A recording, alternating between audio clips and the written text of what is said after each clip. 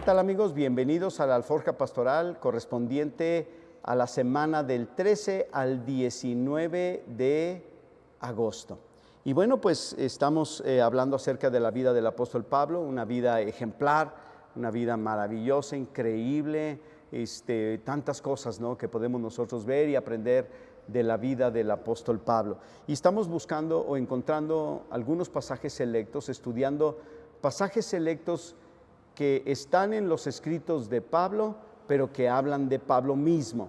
O sea, Pablo habla de doctrina, habla de historia, habla de la fe, habla de la vida cristiana, pero entrelazados en todo eso también presenta algunos textos donde habla de su ministerio, de su llamado, de su persona, de su objetivo y todo eso, ¿no? Entonces, claro, en estas lecciones no las vamos a depurar todo lo de, digamos, de Pablo, ¿verdad? Pero creo que las que estamos viendo son realmente importantes. En esta ocasión, el texto base, ¿verdad?, de lo que hoy queremos y yo quiero compartir en esta alforja pastoral, está en Filipenses capítulo número 3, cuando habla precisamente de quién era antes de conocer a Jesús, cómo sucede una transformación y qué es lo que más le importa a Pablo ahora que tiene a Cristo Jesús. Y bueno, para él lo más importante era conocer a Jesús, era profundizar su relación con Él. Y déjeme decirle que es tan importante el hecho de que nosotros tengamos en nuestras vidas el anhelo y el deseo de conocer más a Jesús. Uno debe conocer más a Jesucristo a través de los evangelios, obviamente, pero también a través de personajes como Pablo y su relación con Jesucristo. Eso realmente va a ser de gran bendición para nuestras vidas y vamos a crecer y conocer. Creo que Jesús es la persona más importante, pero también es la personalidad más maravillosa en toda la historia de la humanidad. A mí me gusta la historia, me gusta leer algunas biografías, me gusta conocer algunas cosas. He leído biografías, veo uno películas, programas de personajes del pasado, pero ninguno como Jesús. De hecho, hasta el mundo secular lo sabe y ha hecho tantos programas y hasta películas con tal de, claro, quizás de ganar dinero, pero que dan a conocer a Jesús. Y eso es maravilloso. A mí me encanta todo lo que tiene que ver con Jesús, todo lo que es. Y claro, también me molesta cuando lo presenta como un mito, como un personaje oscuro que no se reveló a sí mismo como era, que dijo cosas porque alucinaba. Eso tampoco me gusta, ¿verdad? O sea, eso me molesta. ¿Por qué? Porque cuando una persona conoce a Jesús y sabe precisamente lo que significa Jesús para su vida, no estamos de acuerdo en cómo se les presenta en algunos lugares o en algunas editoriales o en algunas publicaciones o lo que sea. Pero como quiera que sea, Jesús llega a ser el centro de nuestras vidas, pero también llega a ser el centro de tantas cosas. Nada más póngase a pensar en todo el mundo y el hemisferio occidental, los miles de millones de personas, y aún en una zona oriental también muy, muy extendida, celebran el día de descanso de la semana, el primero, y ese fue el día que Jesús resucitó. O sea, no llegó así que un día se les ocurrió que iban a tener el primer día de la semana como el día de asueto para media humanidad. No, todo obedece a un momento histórico. Jesús resucitó en el primer día de la semana. Todo mundo debería de pensar que el día, digamos, de descanso sería el sábado, y de hecho el sábado significa reposo, y así fue para los judíos. Entonces, porque Dios trabajó de domingo a viernes y descansó el sábado.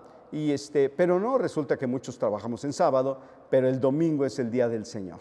Y ese es algo que llama la atención, cómo Jesús llega a ser verdaderamente el centro de todas las cosas. Para Pablo era el tesoro más grande que él tenía. ¿Cuál es tu tesoro más grande? A veces hay personas que dicen, matrimonios que tienen hijos pequeños o que apenas les llega el primer hijo, ¿verdad? Y se vuelven locos con su primer hijo, y entonces dicen, este es el tesoro más grande. Hasta le dicen tesoro, ¿verdad? Pero el tesoro que puede tener una familia, el más grande, debe ser Jesús. Es la herencia de Dios para nosotros, es el Salvador del mundo, es el que transforma nuestras vidas. Jesucristo es una persona que sigue viva, activa, porque resucitó.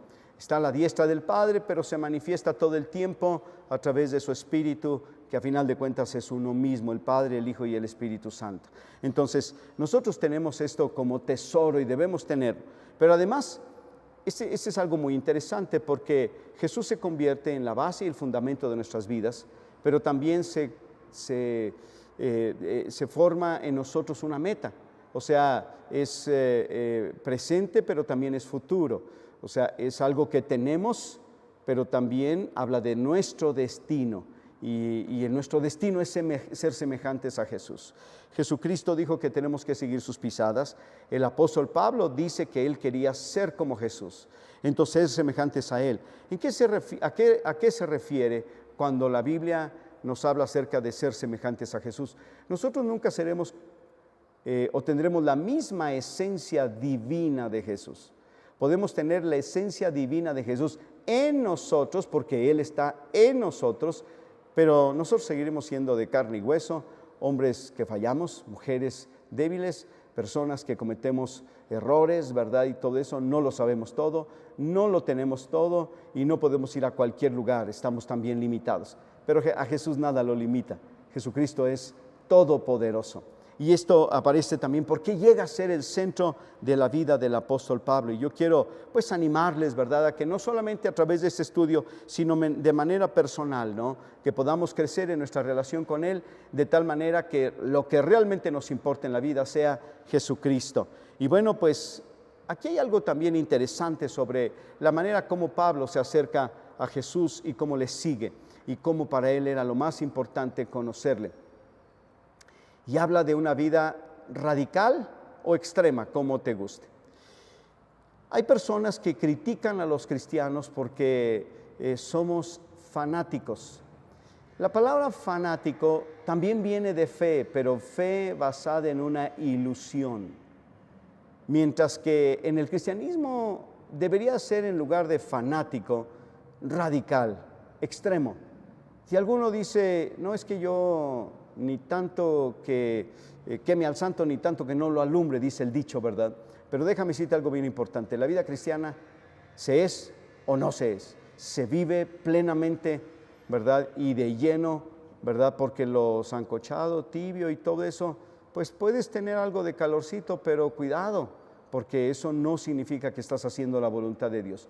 Es una vida radical, es una vida extrema, ¿verdad? Y es ahí donde nosotros debemos entender el Evangelio de Jesús. Cuando tú lo lees y lees las parábolas, tú vas a ver que Jesús siempre te va a colocar en el extremo, ¿verdad? En lo radical, porque ese es el conocer a Jesús. Y para Pablo así fue precisamente un asunto muy radical. Y bueno, yo te dejo estas ideas que vas a seguir trabajándolas y todo eso. Y bueno, no se les olvide, ¿verdad?, que el día 18 tenemos nuestra encuentro celular, que ya es esta semana, que va a ser en Ágape Oriente, 5 de la tarde. Vamos a tener algo de transporte, ¿verdad? Ya saben, como siempre, antes de la hora, ¿verdad? Transporte en Ágape Sur y en Ágape Oficinas. Y bueno, pues también ese día, ¿verdad? Tendremos talleres, motivación y muchas cosas. Es que los esperamos en Ágape Oriente este día 18 de agosto, 5 de la tarde. Y el 1 y 2 de septiembre, el encuentro matrimonial. No se les olvide. Seguimos en contacto y no se olviden que esta es la semana del 13 al 19 de agosto que corresponde a esta alforja pastoral. Dios les bendiga.